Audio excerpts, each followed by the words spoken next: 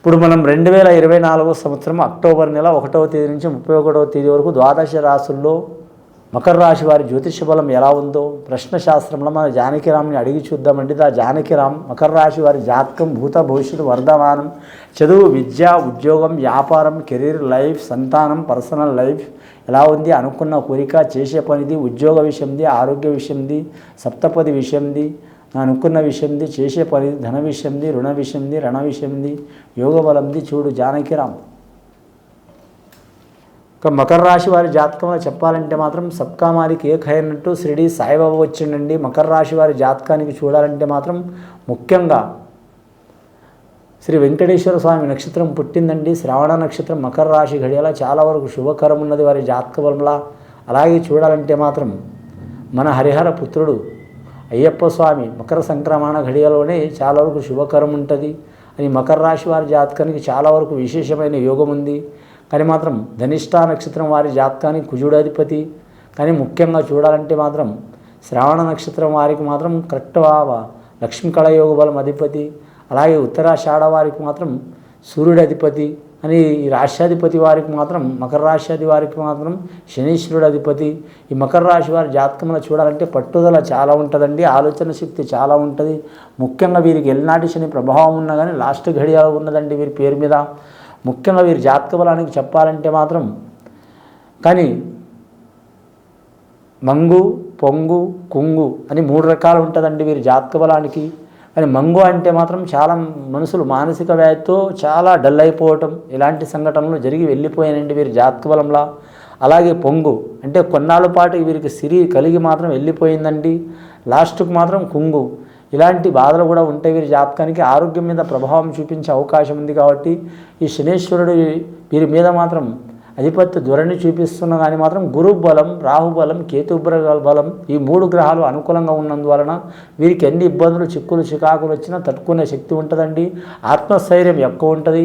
ఈ రాశి వారికి రాష్ట్రాధిపతి శనీశ్వరుడు కాబట్టి శనికి అధిపతి ముఖ్యంగా కార్మిక రంగం వాడు కాబట్టి అలాగే సైనికుల లెక్క పోరాడే రాశి అండి వీరి జాతక బలంలా.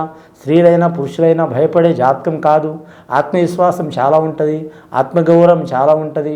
అలాగే వీరి పేరు మీద మాత్రం ఎంతటి బాధ వచ్చినా సరే మాత్రం తట్టుకునే శక్తి ఉంటుంది. అలాగే ఎంతటి ఆనందం వచ్చినా కూడా ఉప్పొంగరు. అలాగని మాత్రం ఒకరి చేతిలో మాత్రం సామాన్యంగా లొంగరు. వీరి జాతకంలో చూడాలంటే మాత్రం లక్షలున్నా కూడా ఒకటే రకంగా ఉంటారు, 10 రూపాయలు ఉన్నా కూడా ఒకటే రకంగా ఉంటారు. అని ఈ రాశి వారి జాతకం దుర్లక్షణం ఏముందంటే మాత్రం ముఖ్యంగా మాత్రం ఏ నిర్ణయమైనా మాత్రం నిదానంగా తీసుకుంటారండి. తొందరగా షార్ప్గా తీసుకోరు, నిదానంగా తీసుకుంటారు. దానివలన అవతల వారికి వీరు సన్నిహితులు కావచ్చు, మిత్రులు కావచ్చు, లేదా రక్త సంబంధికులు కావచ్చు, భార్యనే కావచ్చు, భర్తనే కావచ్చు, కుటుంబ సభ్యులు కావచ్చు, అతను ఏ నిర్ణయం తీసుకుంటలేడనేది కన్ఫ్యూజ్లో మాత్రం అపార్థం చేసుకునే అవకాశం ఉంటుంది. ఇలాంటి సంఘటనలు జరగకుండా ఉండాలంటే ఈ చిక్కులు చికాకులు పోవాలంటే శనీశ్వరుని ఆరాధన చేయటం, శనీశ్వరుని పూజ చేయటం, శని సింగణాపూర్కి షిరిడి ప్రాంతంలో శని సింగణాపూర్కి పోయి పూజ చేయడం చాలా వరకు మంచిది. లేదా మాత్రం కుటుంబ సభ్యులతో కలిసి సద్బ్రాహ్మణులతో శనీశ్వరుని పూజ చేయించడం, తైలాభిషేకం చేయించడం చాలా వరకు మంచిది. ఇది జాతకంలో కాలభైరవ రూపు ధరించడం చాలా వరకు మంచిదండి. కాలభైరవ రూపు ధరించడం మూలంగా మాత్రం ఎల్నాటి శని ప్రభావం నడుస్తున్న వారికి చాలా వరకు మాత్రం శనిదోషం పోతుంది. అలాగే లేనిపోని వివాదాలు, అపార్థాలు, చిక్కులు చికాకులు తొలగిపోతాయండి. అన్నదమ్ములతో కావచ్చు, అక్క చెల్లెలతో కావచ్చు, రక్త సంబంధితో కావచ్చు, సంతానంతో కావచ్చు, అలాగే బావబామ్మలతో కావచ్చు ఇబ్బందులు, చిక్కులు చికాకులు తొలగిపోతాయి. అలాగే వేద దక్షిణమూర్తి రూపు మెడలో ధరించాలంటే జ్ఞాపక శక్తి చాలా ఉంటుంది, కళాకాంతి పెరుగుతుంది, దారిద్ర్య బాధలు తొలగిపోతాయి. కానీ మాత్రం ఆ భగవంతుడి లీల వలన మాత్రం వేద దక్షిణమూర్తి అంటే మాత్రం శివుడేనండి. చాలా వరకు శుభయోగ బలం ఉంటుంది వారి జాతక బలానికి, కలిసి వచ్చే అవకాశం ఉంది. అలాగే వీరి జాతక బలంలా చూడాలంటే మాత్రం ముఖ్యంగా వీరు ఆయిల్ రంగం వ్యాపారం చేసిన వ్యాపారస్తులైతే ఆయిల్ రంగం వ్యాపారం, లిక్కర్ వ్యాపారం, గ్యాస్ వ్యాపారం, అలాగే డీజిల్ వ్యాపారం, అలాగే ఇనుముకు సంబంధించిన వ్యాపారం, అలాగే మోటార్ ఫీల్డ్ రంగం, అలాగే ఎలక్ట్రానిక్ రంగం ఇలాంటివి చేస్తే కలిసి వచ్చే అవకాశాలు ఉన్నాయండి. కొన్ని దాంట్లో నష్టాలు వస్తాయి, నష్టాలు వచ్చినా సరే మాత్రం భరించి నడిచే అవకాశం ఉంది. అలాగే కళారంగంలో కూడా మాత్రం వీరికి కలిసి వచ్చే అవకాశం ఉంటుందండి. కళారంగం అంటే ఒక సినీ కళారంగమే కాదండి, కళల్లో చాలా రకాలు ఉన్నాయండి. కొన్ని వందల వేల రకాలు ఉన్నాయి. ఏ రంగమైనా సరే కలిసి వచ్చే అవకాశం ఉంటుంది. సినీ కళాకారులు కావచ్చు, టీవీ కళాకారులు కావచ్చు, వర్ధమాన కళాకారులు కావచ్చు, లేదా మాత్రం కళాకారులు రకరకాలు ఉన్నాయండి. అన్నింటిలో కూడా మాత్రం గెలిచి వచ్చే అవకాశం ఉంటుంది వారి జాతకంలో. అలాగే సాహిత్య రంగం కావచ్చు, నాట్య రంగం కావచ్చు. అలాగే వీరి జాతకంలో చూడాలంటే మాత్రం కొన్ని అంతరించిపోతున్న కళల్లో కూడా మాత్రం వీరు వెలుగు తెచ్చే అవకాశం ఉంటుంది వీరి జాతక బలంలో. ముఖ్యంగా వీరికి నరదృష్టి ఎక్కువ ఉంటుందండి.